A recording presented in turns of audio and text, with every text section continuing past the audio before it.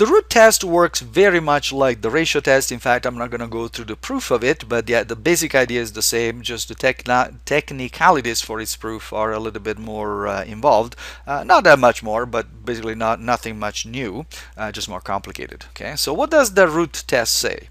Same idea again as before. So we have a series with positive terms.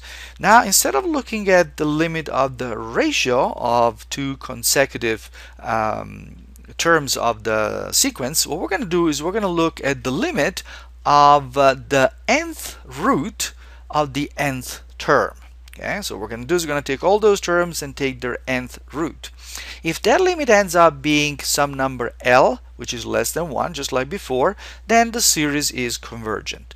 And again, the idea of the proof is basically just show that in this case, though the terms of the sequence decrease fast enough, and you can actually find another series, another convergent series, which is larger than this one, and therefore we have convergence for the series. Similarly, still with the same idea of a series with positive terms, and it's going to be divergent if that same limit ends up being a number greater than 1. And again, here the same idea. In this case, the divergence test is going to apply. The sequence is not going to 0.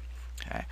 Now, if, however, that limit is equal to 1, once again the test is going to be inconclusive and we cannot say much. Now, this may look like a bit of a problem, but notice it's only in the situation where it's equal to 1. In many more situations this will work, and like besides like any other test for infinite series, they work if they work. It's sort of like integration. We have all kinds of methods of computing an integral that don't always work. Some of them do, some of them don't. Some of them do work in some situations, others in other situations, and so on. And guess what you'll need in order to become comfortable with using these tests?